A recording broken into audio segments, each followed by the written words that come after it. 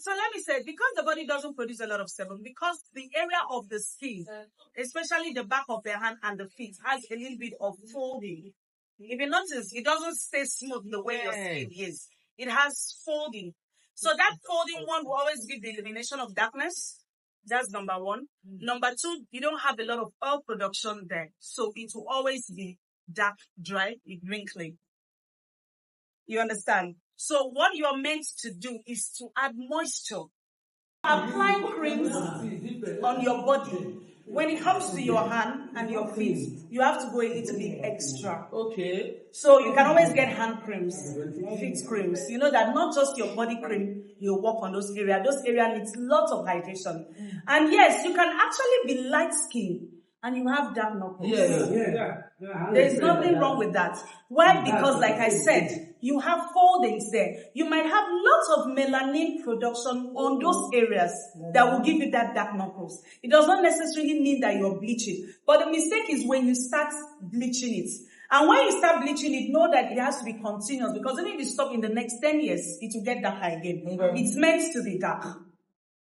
Also, your knuckles has to be the way God created it. The skin there is tougher than even this part of it. So when you're talking about your liver, your kidney, your pancreas, and all of that, the skin itself is part of an organ.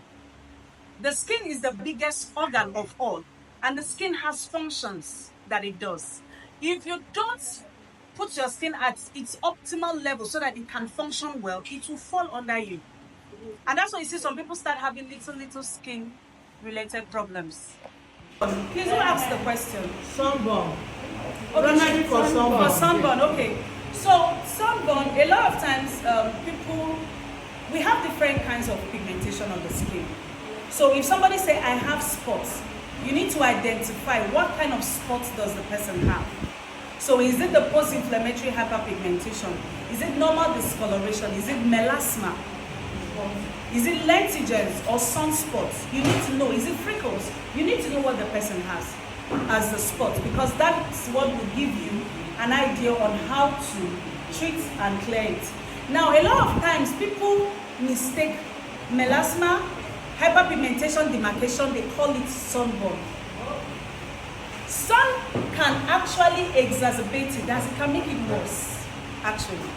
You can have pigmentation, but if you don't protect your skin and you start going under the sun, over time accumulation of it will worsen it up for you.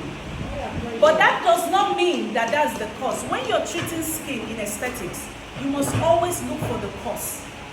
You don't just treat. So if somebody comes in and you have issues, and I'm trying to, because for all the treatments that we do, we must consult. I don't just treat.